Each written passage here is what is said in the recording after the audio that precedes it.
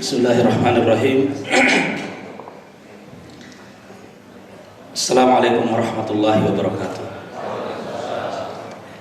Alhamdulillahilladzi allafa baina qulubina wa ja'alana ikhwanan mutahabbina 'amilina da'ina mujahidina fi sabilihi, amma ba'd. Saudara-saudara sekalian, bapak-bapak, ibu-ibu yang saya hormati, secara khusus wakil presiden kita Pak Yusuf Kalla, dan juga tuan rumah Bapak Burisal Bakri, serta para pimpinan lembaga tinggi negara yang hadir pada kesempatan ini. Setiap kali kita melaksanakan ibadah puasa, saya selalu berpikir begini: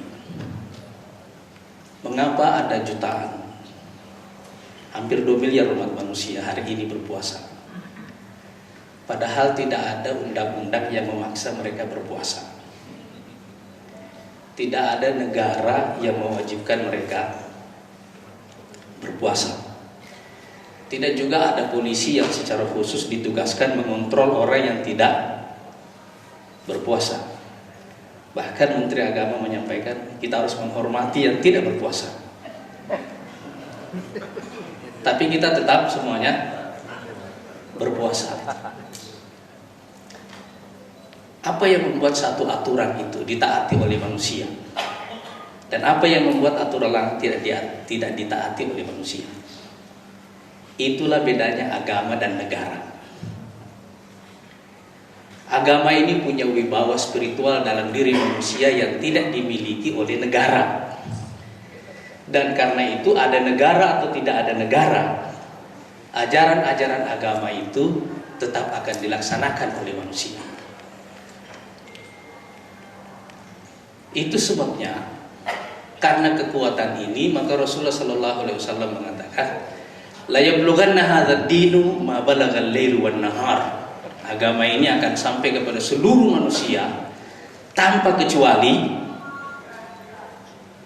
sepanjang siang dan malam menjangkau mereka.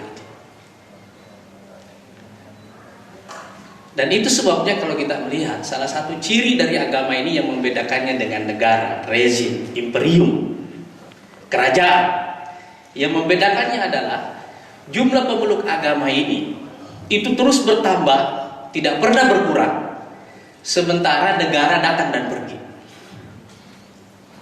Dulu ada imperium Romawi, sekarang tidak ada. Dulu ada Yunani yang luar biasa, sekarang bayar utang pun susah. Ya. Tapi agama ini terus bertumbuh dan tidak pernah selesai bertumbuh. Persis seperti janji Rasulullah, la yablughanna hadzal dinu ma balagal lailu wan nahar. Agama ini akan sampai kepada seluruh manusia tanpa kecuali sepanjang siang dan malam menjangkau mereka. Beberapa waktu yang lalu saya menulis di koran Sindo tentang agama dan demografi. Dan bagaimana satu penelitian di Amerika menunjukkan bahwa nanti pada tahun 2050 kira-kira agama Islam ini akan menjadi agama terbesar di dunia, atau paling tidak sama dengan agama Kristen. Sekarang saya ingin membuat ini sedikit dalam angka-angka. Dulu waktu Rasulullah SAW diangkat menjadi nabi, dia cuma seorang diri. 13 tahun kemudian beliau berdakwah di Mekah. Hasilnya itu adalah 200 orang yang hijrah ke Madinah, 85 orang yang hijrah ke Habasyah, 70 orang Ansor yang sudah masuk Islam yang ada di Madinah. 10 tahun kemudian, waktu beliau melaksanakan Hajjatul Wada, dari jumlah 335 orang waktu beliau hijrah ke Madinah ini, yang ikut bersama beliau dalam Hajjatul Wada itu jumlahnya dalam satu riwayat 100.000, dalam riwayat yang lain 125.000. Jika jumlah ini, nah ini selamat datang Pak Prabowo.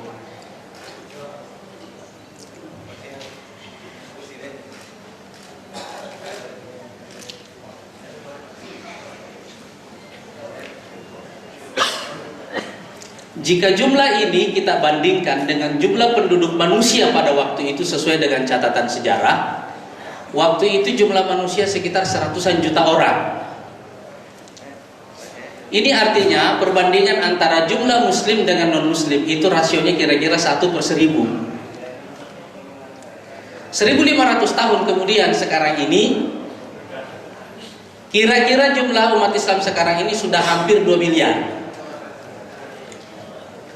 Jika dibanding dengan penduduk dunia, itu sekitar 7 miliaran manusia. Kita bisa membandingkan berapa rasio muslim dengan non-muslim sekarang. Dan kira-kira nanti pada tahun 2050, rasio muslim dengan muslim itu akan menjadi 1/3. Bandingkan dengan masa Rasulullah, dari 1/1000 menjadi 1/3 dalam waktu 1500 tahun kemudian. Apa yang kita bayangkan nanti pada milenium keempat dan seterusnya. Artinya janji Rasulullah ini benar-benar terpenuhi dari waktu ke waktu, terus terbukti satu persatu.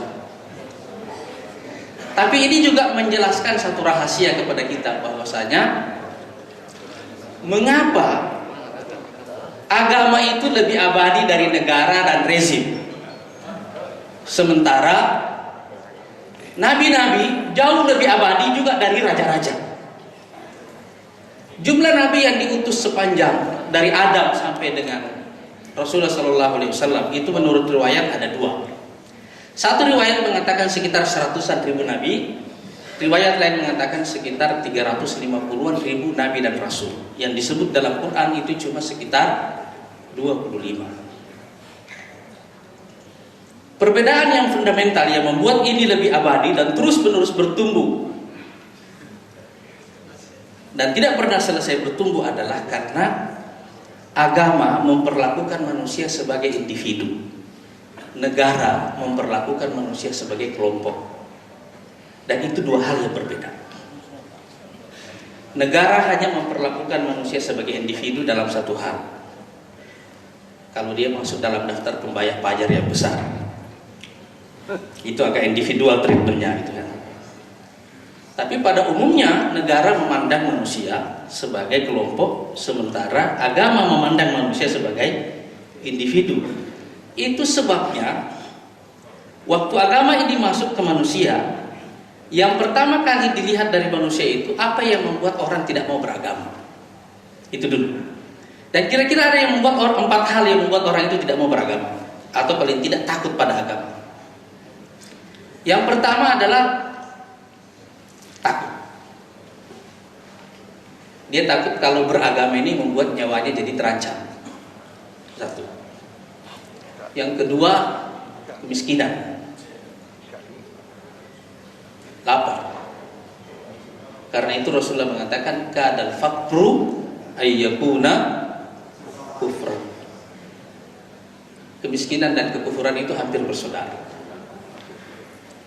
Orang miskin paling gampang menggugat Tuhan, paling gampang menganggap Tuhan itu tidak adil. 2 faktor yang menghalangi orang dari agama ini umumnya ada pada kelompok kelas menengah bawah. Dan karena itu Allah Subhanahu wa taala mengatakan falyabudu, hendaklah mereka menyembah Rabb hadzal bait, Tuhan pemilik rumah ini yaitu Ka'bah, allazi at'amahum min ju', yang sudah terlebih dahulu memberi mereka makan dari lapar, wa amanahum min khauf. Ini berarti syarat pertama yang dibutuhkan orang untuk beragama itu adalah kebebasan. Sebab agama ini pilihan, dan tidak ada pilihan bagi orang yang tidak bebas. Makanya Islam memerangi 2 hal dalam kaitan ini. Yang pertama adalah perbudakan, itu yang ada di masa lalu.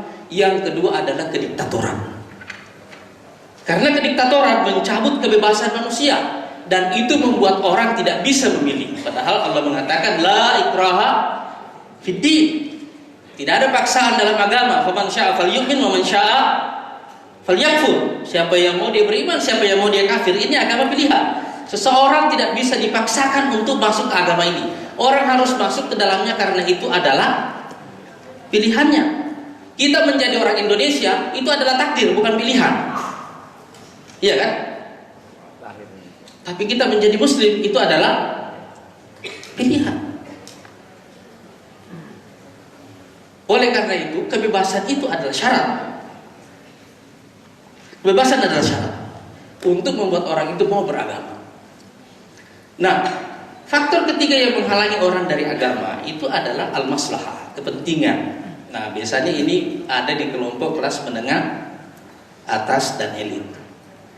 Orang-orang ini berpikir bahwa ketaatan pada agama membuat kepentingan duniawi mereka merasa terancam. Itu satu. Faktor kedua yang ada di kelompok elit ini, dan ini bagian keempat yang mencegah orang dari agama, itu adalah kesombongan. Inilah penyakit iblis menurun kepada para elit sepanjang sejarah, seperti Firaun, seperti Haman, seperti Qarun. Jadi kelompok elit menengah atas ini dan elit ini itu punya dua penyakit yang berhubungan dengan agama. Satu masalah kepentingannya, satu lagi masalah kesombongan.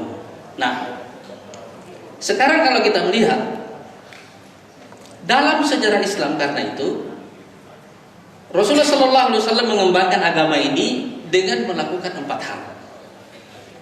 Yang pertama adalah menjamin kebebasan bagi orang dulu untuk memilih. Orang tidak dipaksa memilih, tapi kasih dulu kebebasan.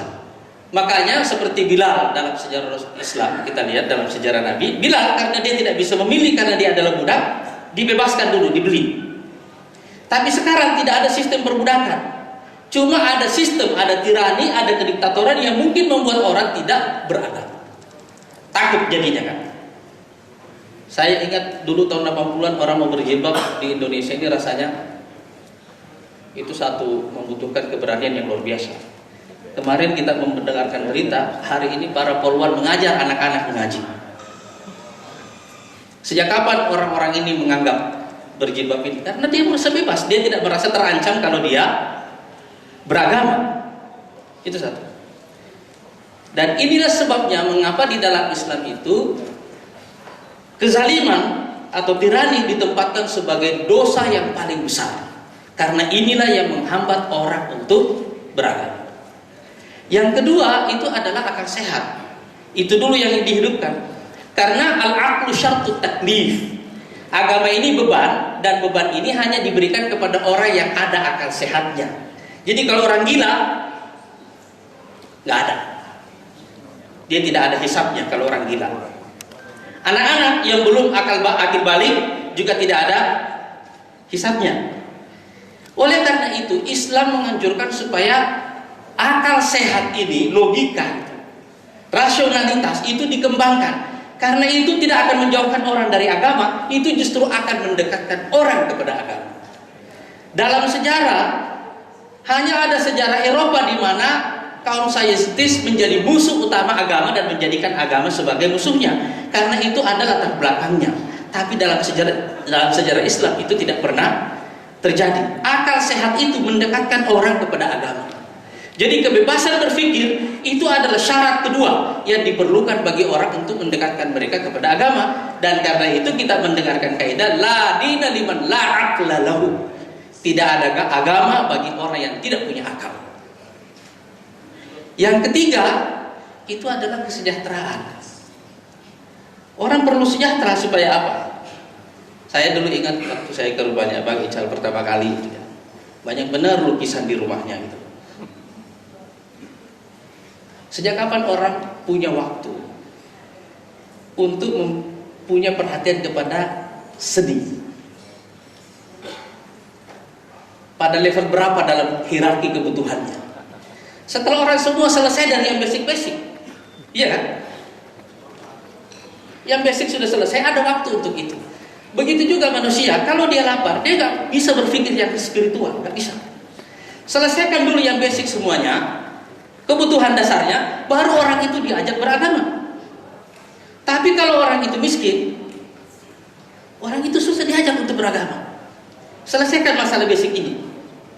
Cuma persoalan ini itu terbagi dua cara mendeliverinya. Sebagiannya adalah kewajiban individu melalui bantuan personal, tapi sebagiannya lagi adalah kewajiban negara.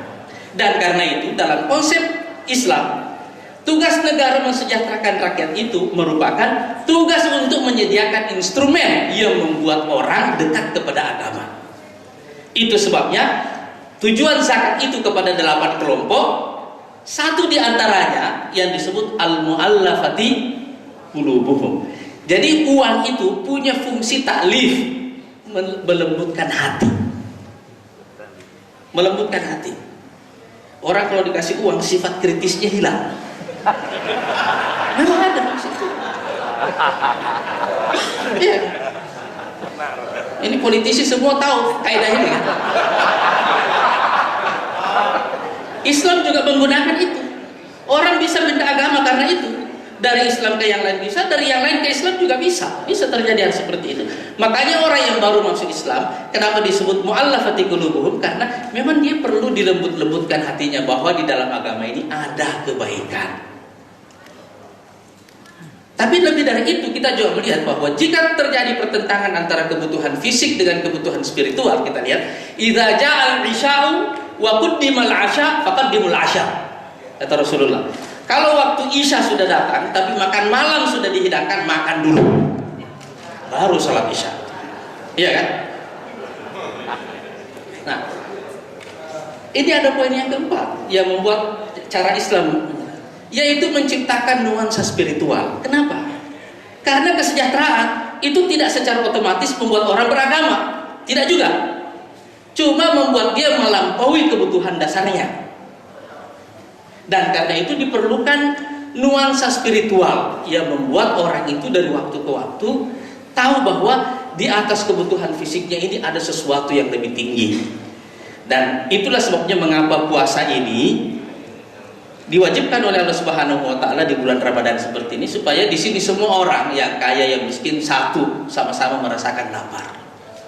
Supaya kita meninggalkan itu semuanya, dan ini orang naik ke atas, meningkat, melampaui kebutuhan fisiknya. Dan dengan cara begitu kita keluar kepada satu kaidah yang lain. Mengapa kesejahteraan di barat membuat orang di sana menjadi ateis? Itu karena ada latar belakangnya. Dan mengapa kemiskinan di sini membuat kita jauh dari agama?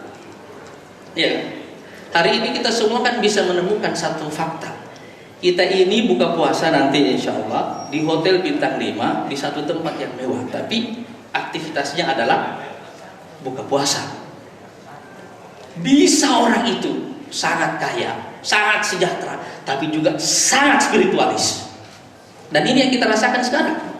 Karena itu di zaman Umar bin Abdul Aziz diriwayatkan begini.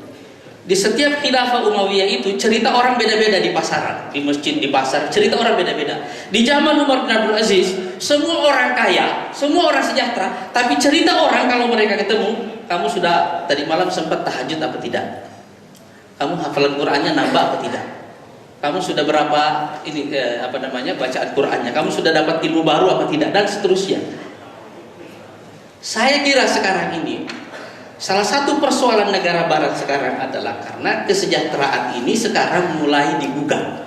Apalagi ketika orang mulai tidak bisa mendelivery dan mempertahankan kesejahteraan ini yang sekarang sedang digugat di barat. Tetapi di dunia Islam yang digugat adalah kemiskinan. Nah, sekarang jika kita tidak bisa menciptakan, mendelivery kesejahteraan ini akan menjauhkan orang dari agama, walaupun tidak dengan sendirinya mendekatkan orang kepada agama, tetapi ini hal-hal yang membantu orang kepada agama. Jadi kalau kita kembali kepada pertanyaan asal tadi, apa rahasia yang membuat agama lebih abadi dan terus bertumbuh, dan nabi-nabi lebih abadi dari raja-raja? Salah satu penjelasannya adalah karena agama ini masuk ke dalam kehidupan individu, mengintegrasikan tujuan hidup individu dengan tujuan hidup kelompoknya. Dan negara itu hanya memperlakukan manusia sebagai kelompok dan tidak pernah menyentuh manusia sebagai individu. Sekarang salah satu yang menjelaskan, ini analisis mengapa ISIS berkembang di Timur Tengah sekarang, dan mengapa orang-orang barat dari Eropa sekarang ikut menjadi anggota ISIS dari 90 negara sekarang ini. Apa yang membuat itu terjadi? Orang-orang barat sekarang menjadi bagian dari ISIS. Jawabannya adalah karena orang mulai kehilangan tujuan hidup, dan tujuan hidup ini tidak bisa dijelaskan oleh negara. Assalamualaikum warahmatullahi wabarakatuh.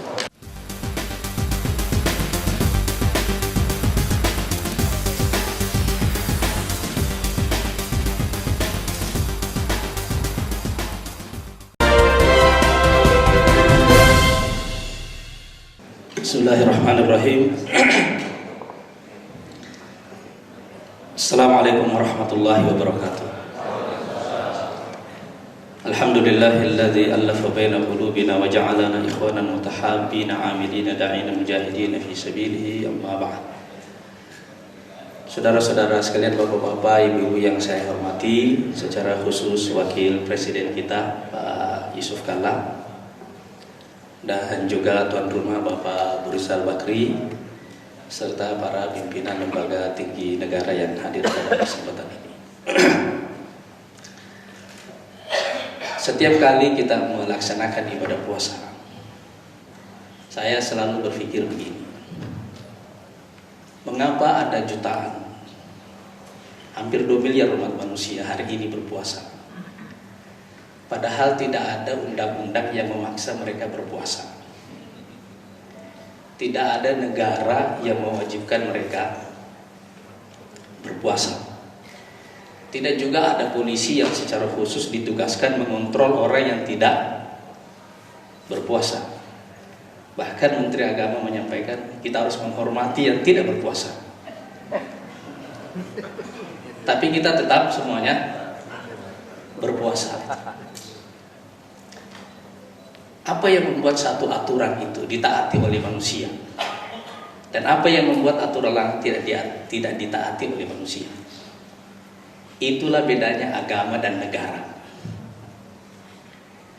Agama ini punya wibawa spiritual dalam diri manusia yang tidak dimiliki oleh negara.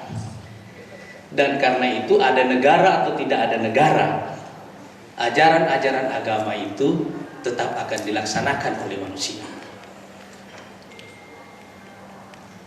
Itu sebabnya, karena kekuatan ini, maka Rasulullah sallallahu alaihi wasallam mengatakan, la yablughanna hadzal dinu ma balagal lailu wan nahar. Agama ini akan sampai kepada seluruh manusia tanpa kecuali sepanjang siang dan malam menjangkau mereka. Dan itu sebabnya kalau kita melihat, salah satu ciri dari agama ini yang membedakannya dengan negara, rezim, imperium, kerajaan, yang membedakannya adalah jumlah pemeluk agama ini itu terus bertambah, tidak pernah berkurang, sementara negara datang dan pergi. Dulu ada imperium Romawi, sekarang tidak ada. Dulu ada Yunani yang luar biasa, sekarang bayar utang pun susah. Ya. Tapi agama ini terus bertumbuh dan tidak pernah selesai bertumbuh. Persis seperti janji Rasulullah, la yablughanna hadzal dinu ma balagal lailu wan nahar. Agama ini akan sampai kepada seluruh manusia tanpa kecuali sepanjang siang dan malam menjangkau mereka. Beberapa waktu yang lalu saya menulis di koran Sindo tentang agama dan demografi. Dan bagaimana satu penelitian di Amerika menunjukkan bahwa nanti pada tahun 2050 kira-kira agama Islam ini akan menjadi agama terbesar di dunia, atau paling tidak sama dengan agama Kristen. Sekarang saya ingin membuat ini sedikit dalam angka-angka. Dulu waktu Rasulullah SAW diangkat menjadi nabi, dia cuma seorang diri. 13 tahun kemudian beliau berdakwah di Mekah. Hasilnya itu adalah 200 orang yang hijrah ke Madinah, 85 orang yang hijrah ke Habasyah, 70 orang Ansor yang sudah masuk Islam yang ada di Madinah. 10 tahun kemudian, waktu beliau melaksanakan Hajjatul Wada, dari jumlah 335 orang waktu beliau hijrah ke Madinah ini, yang ikut bersama beliau dalam Hajjatul Wada itu jumlahnya dalam satu riwayat 100.000, dalam riwayat yang lain 125.000. Jika jumlah ini, nah ini selamat datang Pak Prabowo.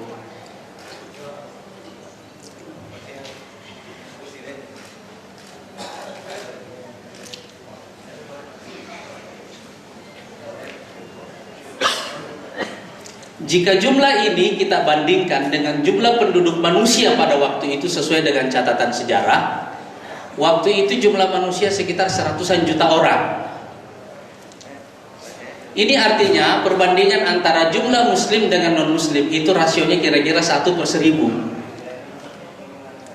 1500 tahun kemudian sekarang ini kira-kira jumlah umat Islam sekarang ini sudah hampir 2 miliar.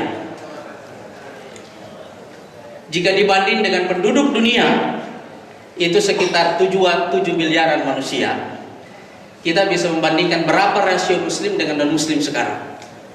Dan kira-kira nanti pada tahun 2050 rasio muslim dengan muslim itu akan menjadi 1/3. Bandingkan dengan masa Rasulullah, dari 1/1000 menjadi 1/3 dalam waktu 1500 tahun kemudian. Apa yang kita bayangkan nanti pada milenium keempat dan seterusnya.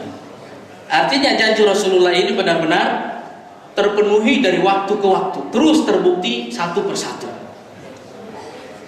Tapi ini juga menjelaskan satu rahasia kepada kita, bahwasanya mengapa agama itu lebih abadi dari negara dan rezim, sementara nabi-nabi jauh lebih abadi juga dari raja-raja. Jumlah nabi yang diutus sepanjang dari Adam sampai dengan Rasulullah SAW itu menurut riwayat ada 2. Satu riwayat mengatakan sekitar 100-an ribu nabi, riwayat lain mengatakan sekitar 350-an ribu nabi dan rasul. Yang disebut dalam Quran itu cuma sekitar 25. Perbedaan yang fundamental yang membuat ini lebih abadi dan terus-menerus bertumbuh dan tidak pernah selesai bertumbuh adalah karena agama memperlakukan manusia sebagai individu, negara memperlakukan manusia sebagai kelompok, dan itu 2 hal yang berbeda. Negara hanya memperlakukan manusia sebagai individu dalam satu hal, kalau dia masuk dalam daftar pembayar pajak yang besar, itu agak individual treatmentnya itu kan. Tapi pada umumnya negara memandang manusia sebagai kelompok, sementara agama memandang manusia sebagai individu. Itu sebabnya waktu agama ini masuk ke manusia, yang pertama kali dilihat dari manusia itu apa yang membuat orang tidak mau beragama. Itu dulu. Dan kira-kira ada yang membuat 4 hal yang membuat orang itu tidak mau beragama, atau paling tidak takut pada agama. Yang pertama adalah takut. Dia takut kalau beragama ini membuat nyawanya jadi terancam. Satu. Yang kedua, kemiskinan, lapar. Karena itu Rasulullah mengatakan kadal faqru ayyakuna kufran. Kemiskinan dan kekufuran itu hampir bersaudara. Orang miskin paling gampang menggugat Tuhan, paling gampang menganggap Tuhan itu tidak adil. 2 faktor yang menghalangi orang dari agama ini umumnya ada pada kelompok kelas menengah bawah. Dan karena itu Allah Subhanahu wa taala mengatakan falyabudu, hendaklah mereka menyembah Rabb hadzal bait, Tuhan pemilik rumah ini yaitu Ka'bah, allazi at'amahum min ju', yang sudah terlebih dahulu memberi mereka makan dari lapar, wa amanahum min khauf.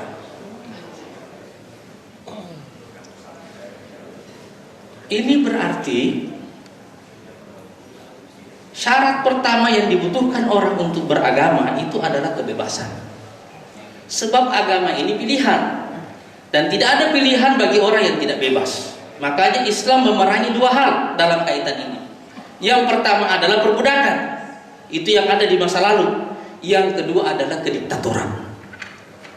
Karena kediktatoran mencabut kebebasan manusia, dan itu membuat orang tidak bisa memilih. Padahal Allah mengatakan la ikraha fid din.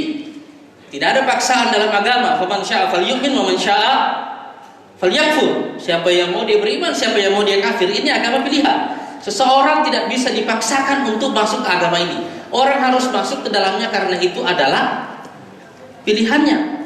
Kita menjadi orang Indonesia itu adalah takdir, bukan pilihan. Iya kan? Tapi kita menjadi Muslim itu adalah pilihan. Oleh karena itu, kebebasan itu adalah syarat. Kebebasan adalah syarat untuk membuat orang itu mau beragama.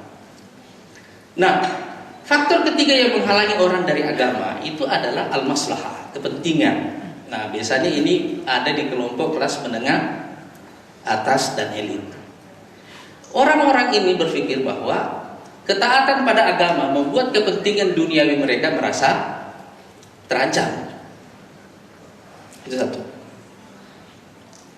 Faktor kedua yang ada di kelompok elit ini, dan ini bagian keempat yang mencegah orang dari agama, itu adalah kesombongan.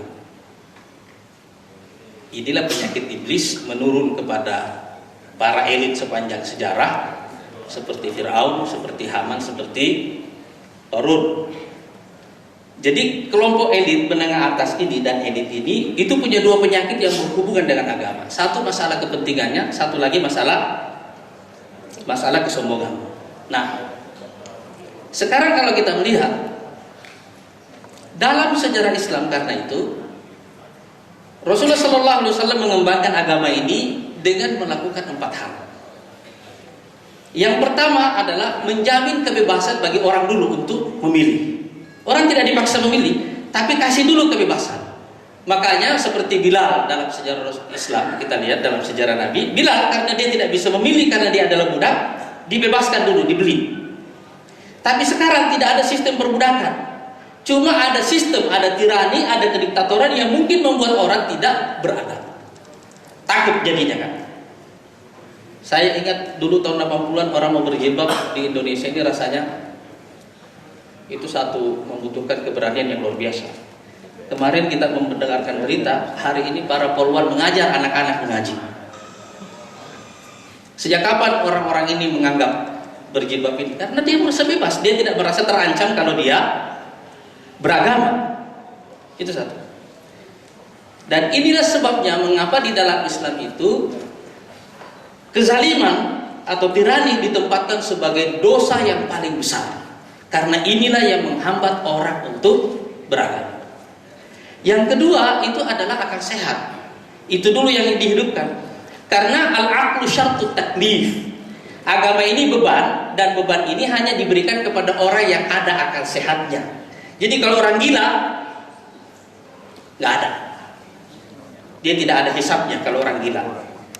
Anak-anak yang belum akil balik juga tidak ada hisabnya.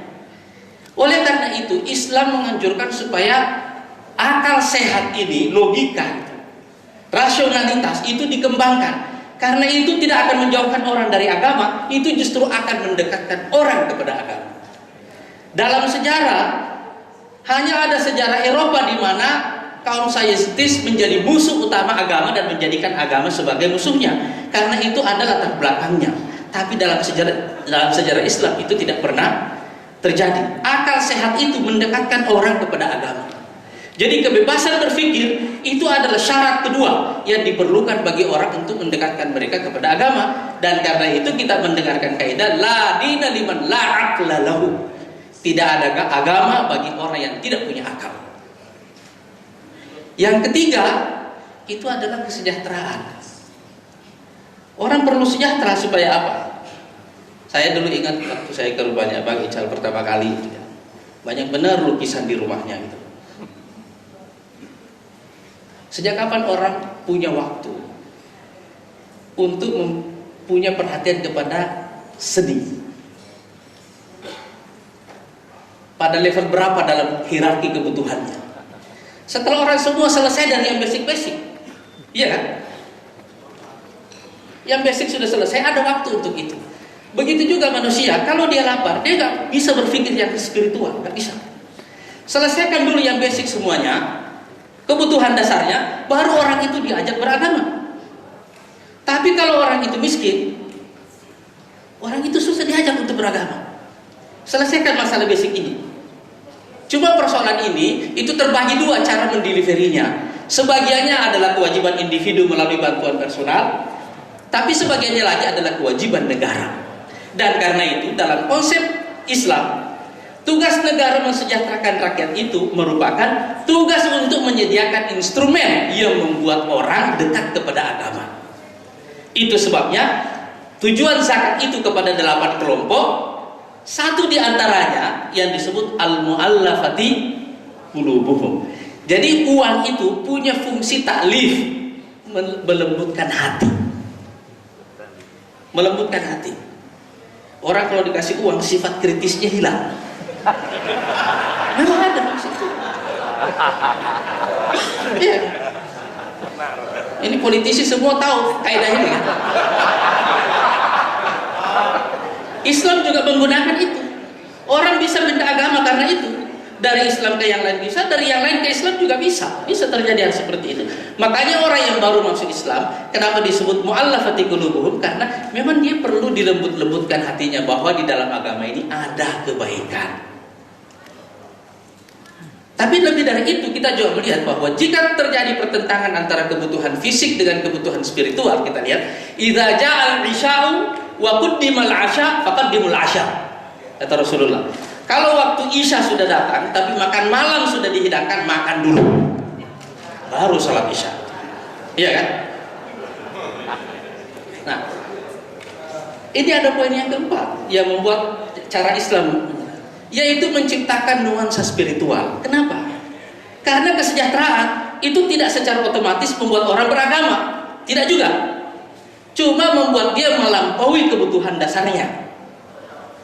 Dan karena itu diperlukan nuansa spiritual yang membuat orang itu dari waktu ke waktu tahu bahwa di atas kebutuhan fisiknya ini ada sesuatu yang lebih tinggi. Dan itulah sebabnya mengapa puasa ini diwajibkan oleh Allah Subhanahu wa taala di bulan Ramadan seperti ini, supaya di sini semua orang, yang kaya yang miskin, satu sama-sama merasakan lapar. Supaya kita meninggalkan itu semuanya, dan ini orang naik ke atas, meningkat, melampaui kebutuhan fisiknya. Dan dengan cara begitu kita keluar kepada satu kaidah yang lain.